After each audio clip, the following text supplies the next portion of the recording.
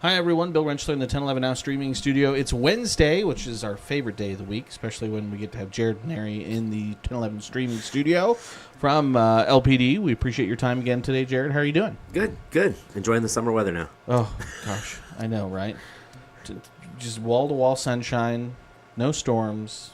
It's just a breath of fresh air. I kind of like the storms, but I understand. I like the storms, too, but we've had too many. Too many. It has been quite a few. It has been busy.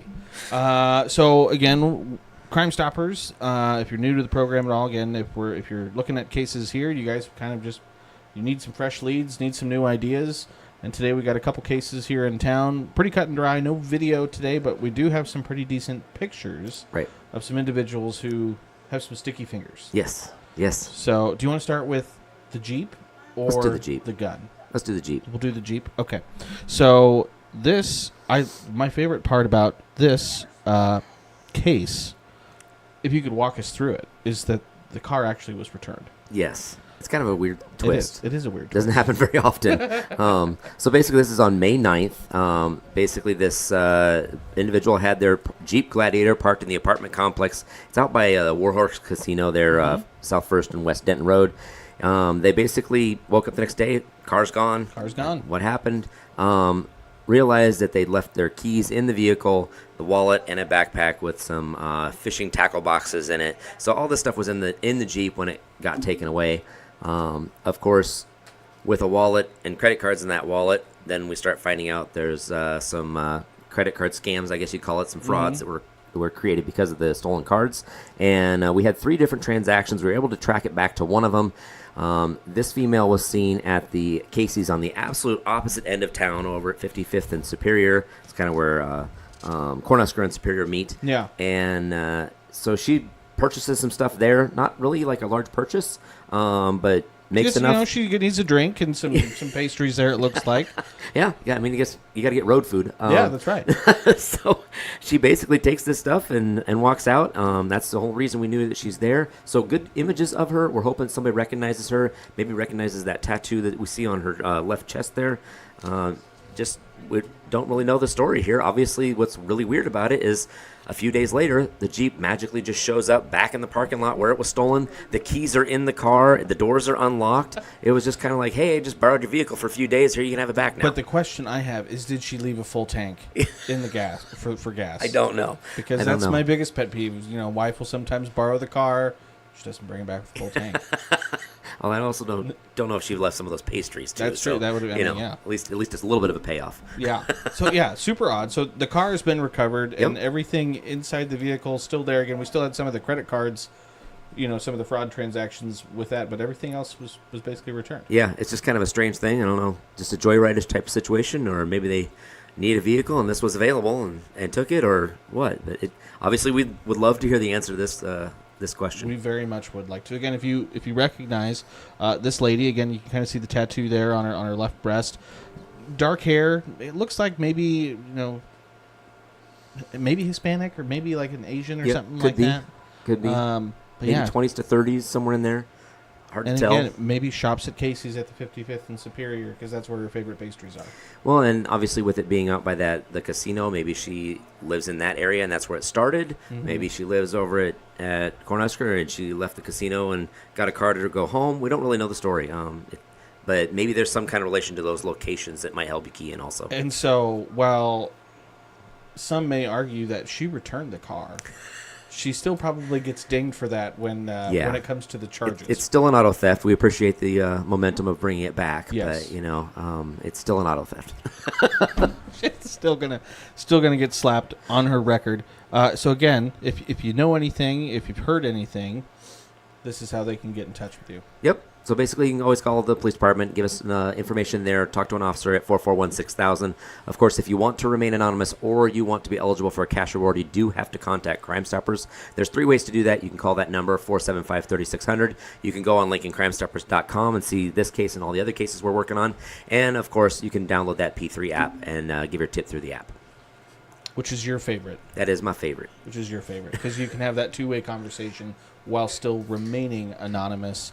And maybe they can fill you in on where the car went while it was missing. Exactly. And if we have some follow-up questions, at least we can ask it that way. Otherwise, the other ways, we can't ask those. So This was May 9th. Car was taken from out near Warhorse. It would be an auto theft plus probably again the credit card charges on top of it. Yep. I'm assuming it all adds up to probably felony level. Yep. This would probably be in the felony level. Okay. Even though the credit card frauds were like a small amount, which would probably be misdemeanor, just with the auto theft in there, it's going to probably be a felony because of the value of the vehicle. Yep. Puts it over the top. Understandably so. This next case, I don't think we've ever had this recent of a case on here before. I guess we're quick on this one. It's hot and fresh. It's hot and fresh. Hot and fresh because this just like her pastries. Yes, that's right. That's right. This was June 2nd, so this was just on Saturday, I think. Yep. It was, that this next case happened. Can you kind of walk us through whom we are seeing in this picture here? So basically, this guy here, he comes into Scheel's out at 27th and Pine Lake, and he is kind of walking around with another male and a female, and he ends up taking a gun holster out of a package and then shoving that gun holster down the front of his pants.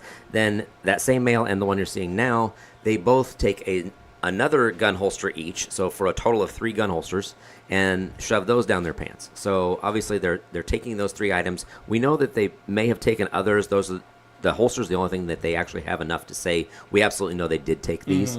Mm-hmm. The female that was with them, she's obviously a juvenile. She's following around through the store. She's wearing all black clothes.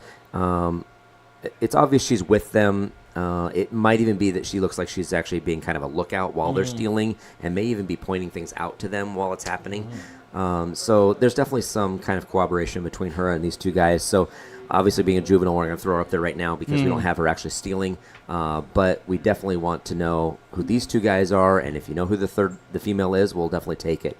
But just kind of an interesting little, why do you need 3 gun holsters? And I'd like to follow up with them. Well, and the interesting twist here is that we know, or we think they left in this vehicle here, yes, which has out-of-state Mississippi plates. Yes, and we've tried to track that down. We just kind of, again, came into a dead end. We just don't have any leads on it. So I don't know if they're local and they're riding around with their Mississippi plates in Lincoln, or if they're traveling. We just, again, maybe somebody can give us a clue. Maybe they were staying at a hotel locally and you saw that vehicle there, saw them checking in and out. Might just anything will help on this kind of case. Anything. It looks gray Toyota Tundra, and again Mississippi plate. Looks like TA1409. Would be Probably, the license. yep, that looks about appropriate to me. Yeah. Looks like they got a hitch on there. My son always spots the hitches on vehicles because he's tired of banging his leg on them. Well, no, because he's got his whole trailer for his mowing business planned out, and so he's got to haul it. So he's always looking for the hitches. So he's marking his trucks for future use. That's 100% correct. Yes, that is exactly what he is doing. So again, this gentleman here, mustache, white male. Looks young, 20s, maybe early 30s, something in there. Tattoo on his left arm, or right arm that would be. Right arm, yep. And then this gentleman here, again, no tattoo, looks like brown hair, but again, obviously white male there. Coke looks to be his preferred, maybe, drink of choice there. That'd be my guess as well. A little blurry. What was the, do we know what the total amount for the holsters was? It would be a misdemeanor amount, so we're not looking at felony status. They are still within that misdemeanor amount. I've never had to purchase a gun holster, so I'm not sure. It depends on the holster. I mean, these weren't like high-end ones, but some of the high-end ones can get pretty pricey. I bet. Yeah. If they stole 3 of the high-end, we would definitely be in felony level. But okay. We're not in that one this one. Not there yet. But again, we just looked at it. But again, if you know anything about this crime, again, this was Scheel's over at South Point. This was just a few days ago, June 2nd. Again, Jared already went through every way that you can, most every way, I should say. You could probably send up like a smoke signal or something. We have gotten letters in the mail. Letters in the mail, anonymous letters in the mail. There you go. But again, these are the preferred methods of, again, kind of getting that information to you guys. So again, if you know anything, let you guys know. Absolutely. We would appreciate it. Yes. So those are our 2 cases today. Normally we would wrap up, but we have fun things to talk about. We do have fun things to talk about. And that's Who Done It. I'm excited. So last time we talked, we were getting close, but now we're here.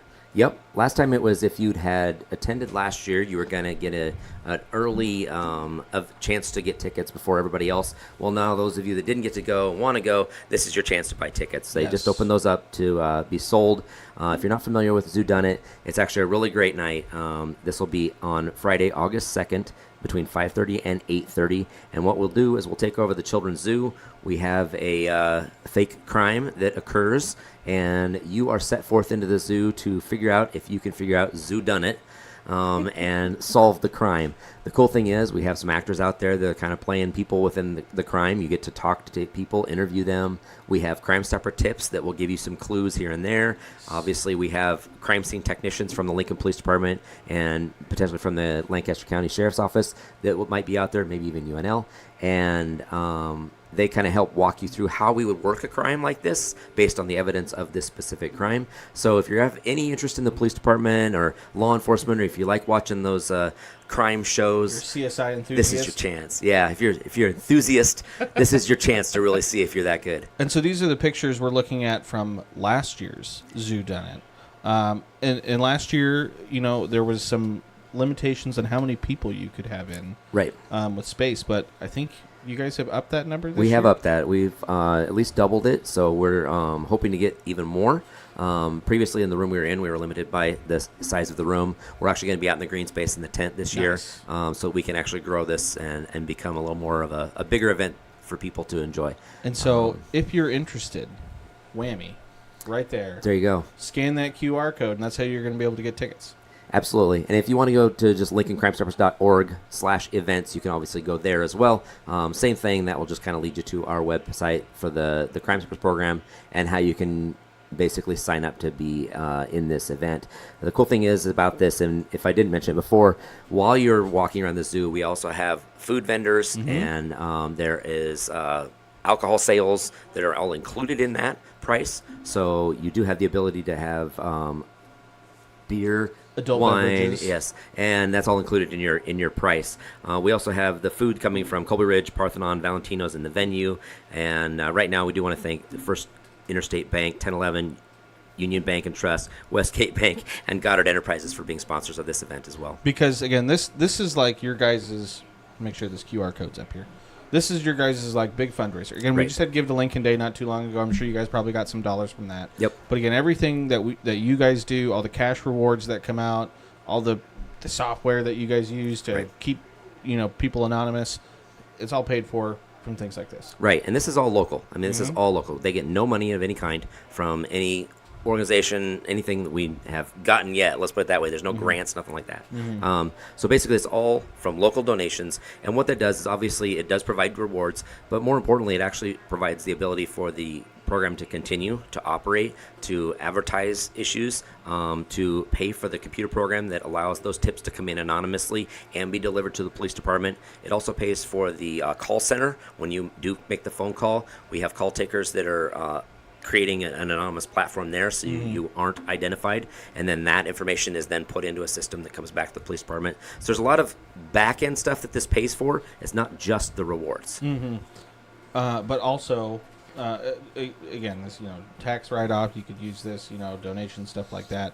So the tickets, you mentioned, the tickets are $75 for a single, $70 for... If you're buying multiples. Yep.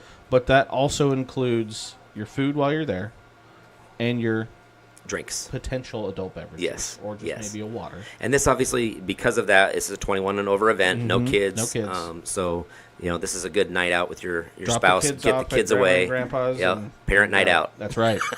And this, I mean, again, we talked about it, but space was limited last year. You've expanded it, but it sold out last year. We totally sold out last year. So we're expecting tickets to probably go fairly quick again this year. Yes. So get your tickets soon. August 2nd is, so you got 2 months. 2 months. Till the day, but probably, I don't know, a month? 4 tickets? I don't know. We'll see. We'll see. Fingers crossed they sell even faster. That would be nice. So again, that event starts at 5:30. It was kind of the check-in. The welcome starts at 6, and then it ends at 9 o'clock. So again, it sounds like a super awesome event. I was unable to go last year. I would very much like to go this year if I can. Madison went last year, and she was unable to solve the crime. Yeah. Something that still haunts her to this day. Well, we'll see if you're any better this year then. We'll have to do it. All right, Jared, anything else before we let everyone go today? That's all I got. Get your tickets. Get your tickets. All right, again, I'm just going to punch this QR code up again one more time. Again, if you want those tickets, you can get it. Scan that code. Again, it all goes to a good cause, and for really what will be a pretty fun evening as well. So appreciate everyone for tuning in and watching. As always, again, keep it tuned to 1011, both on air and online, for all of your latest news, weather, and sports. Until next week, we'll see you then.